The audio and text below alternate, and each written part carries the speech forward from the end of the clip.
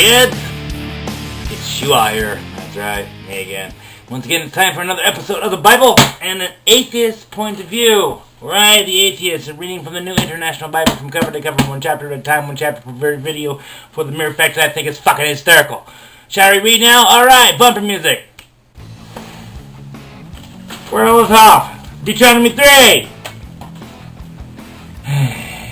Verse 1. When we turned and went into the way to Bashan, and Og, the king of Bashan, came out against us. Og's an ogre, you know. With a name like Og, why would he not be? He and all his people to battle at Endrei. Verse 2.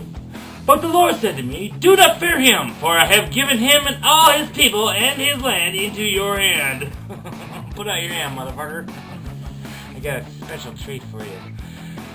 And you shall do to him as you did to Sihon, the king of the Amorites, who lived at Heshbon. So basically kill all the men and the women that have had sex, and take all the virgins and rape and do whatever you want to them. Again. Oh, the life of a pirate's life for me. Verse 3. So the Lord our God gave into our hand Og, also the king of Bashan, took down the ogre, and all his people, and we struck him down until we had no survivor left. It killed them all. Oh, God, you're so glorious and just, aren't you? Verse 4. And we took all his cities at that time.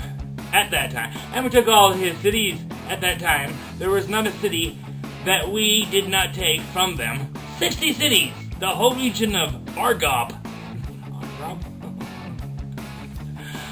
Argob of spit, maybe. Argob of gum. The kingdom of Og in Bashan. Verse 5. All these were cities fortified with high walls, gates, and bars, besides many unwalled villages. Verse 6. But we devoted them to destruction, as we did to Sihon, whatever you want to say, the king of Heshbon, devoting to destruction. That should be a band name. Devoting to destruction. Oh. Every city, men, women, and children, they killed them all. They didn't even say the virgins, they just killed them all. Such a loving God. Verse 7, but all the livestock and the spoil of the cities we took as our plunder. But they kept the chickens. They kept the goats. Yeah, I know what they were really into now. Verse 8, so it did mention it in the Bible, yeah, because, you know, they probably really frown on bestiality, but yeah, it's in there somewhere, you know it.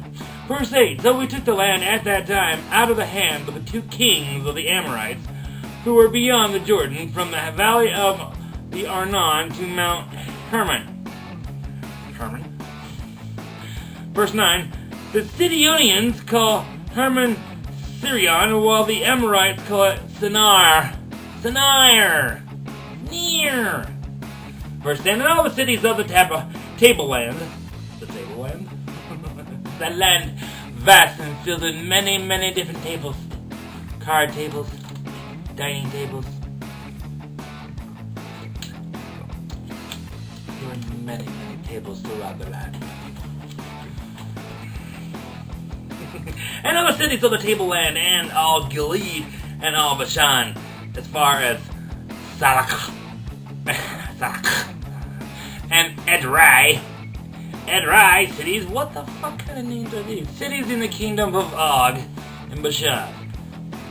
Verse 11. For only Og, the king of Bashan, the king of the ogres even, was left in the remnants of the Rephaim.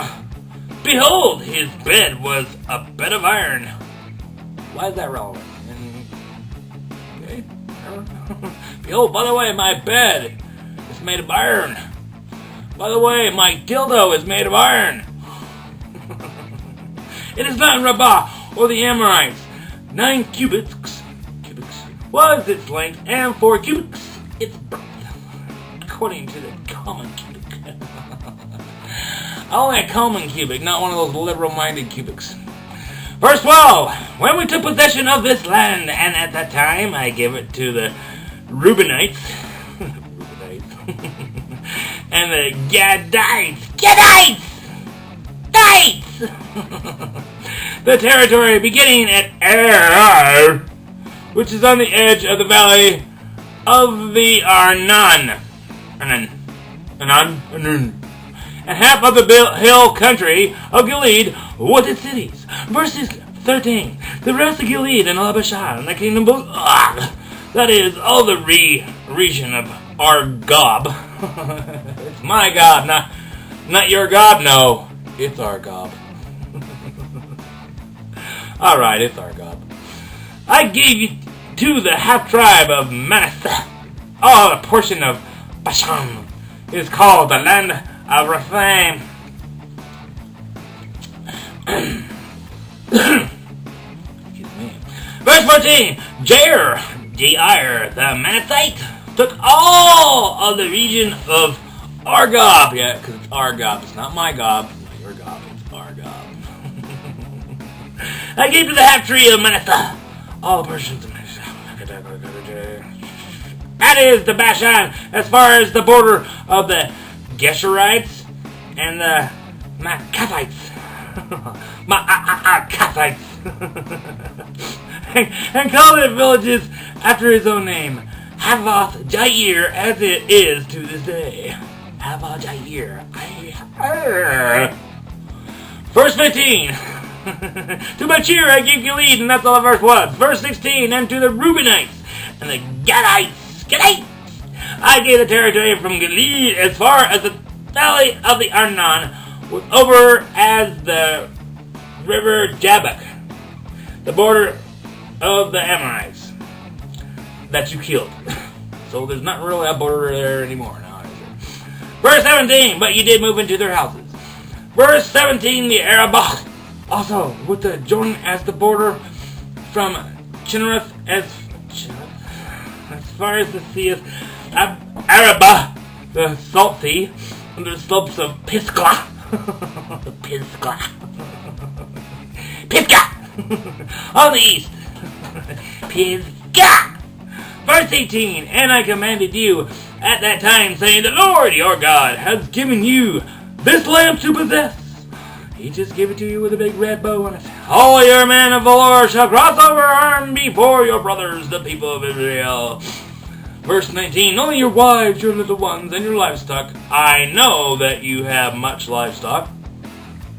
He puts that in parentheses just right in the middle of the sentence. Shall remain in the cities that I have given you. I know you've got a lot of goats.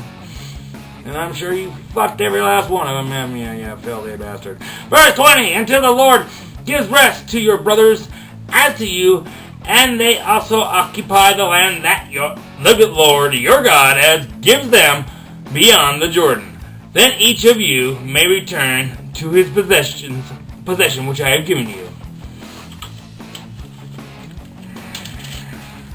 Verse 21, and I commanded Joshua at that time. Yes. Oh wait, you're not real. Never mind. Fuck off, man. Your eyes have seen all the Lord your God has done to these two kings. So will the Lord do to all the kingdoms into which you are crossing? In other words, is he going to kill everybody there? Total genocide for every single city? Verse 22, you shall not fear them, for it is the Lord your God who fights for you. Yeah, I didn't see you at the front of the battle line, motherfucker. God did everything, don't you know? Verse 23, and I pleaded, except for like the burning shit. And I pleaded with the Lord at that time, saying, verse 24, oh, Lord God, you have only begun to show your servant your greatness and your mighty hand. Mighty hand. For what God is there in heaven or on earth who can do such works and mighty acts as yours? Verse 25, please let me go over and see the good land beyond the Jordan, that good hill country and Lebanon. Verse 26, but the Lord was angry with me because he gets pissed off all the time for some stupid reason. Because of you, and you would not listen to me. Because you would not listen. Pay the fuck attention. And And the Lord said to me, enough from you. Do not speak to me of this matter again. If it was God, could he just read his thoughts anyways? Whatever. Verse 27, go up to the top of Pisgah, Pisgah, and lift your eyes westward, and northward, and southward, and eastward. In other words, just look around you. And look at it with your eyes, for you shall not go over to this Jordan. What the fuck is he going to look at it other than his eyes? His asshole? Wrong eye, dude. You can wink and stare at the thing all you want. I don't think you're going to see anything out of it. For you shall not go over this Jordan. Verse 28. But charge Joshua, and encourage and strengthen him, for he shall go over at the head of his people, and he shall put them in possession of the land that you shall see. You get to look at it. Verse 29 and the final fucking verse in this chapter. So we remained in the valley opposite Beth Peor. Whore! Well, kids, once again, this is Josh, and this has been the Bible and an atheist point of view.